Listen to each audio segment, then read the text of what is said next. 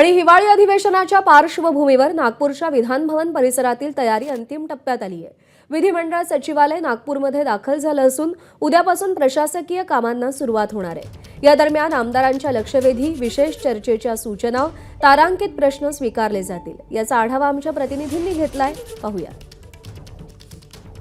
16 डिसेंबरपासून सुरू होणाऱ्या हिवाळी अधिवेशनाच्या पार्श्वभूमीवर विधिमंडळ सचिवालय हे नागपूरला पोहोचलेलं आहे आणि उद्यापासून विधिमंडळ सचिवालयाच्या प्रशासकीय कामाला सुरुवात देखील होत आहे। सध्या मी विधिमंडळ परिसरामध्ये आपण बघू शकतो की जी तयारी आहे ती अंतिम टप्प्यामध्ये आलेली आहे आणि विशेष अधिवेशन संपल्यानंतर लगेचच मुंबईवरनं विधिमंडळ सचिवालयाचे कर्मचारी हे नागपूरमध्ये दाखल झालेले आहे। यावेळेस 6 दिवस हे हिवाळी अधिवेशन चालणार आहे, त्यामुळे अगदी कमी वेळात जास्तीत जास्त कामकाज करण्याचा सरकारचा प्रयत्न आहे।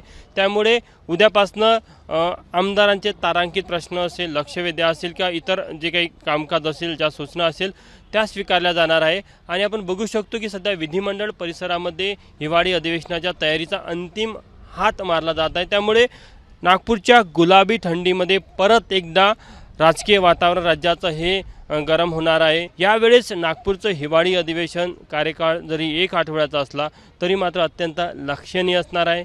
कामाचा व्याप त्या काळामध्ये जास्त असणार आहे। त्यासाठी विधिमंडळ सचिवालय हे नागपूरला पोहोचलं असून उद्यापासून आपल्या प्रशासकीय कामाला सुरुवात करणार आहे। कॅमेरामॅन व्यंकटेश नायडूसह तुषार कोहळे, एबीपी माझा, नागपूर। एबीपी माझा, उघडा डोळे बघा नीट।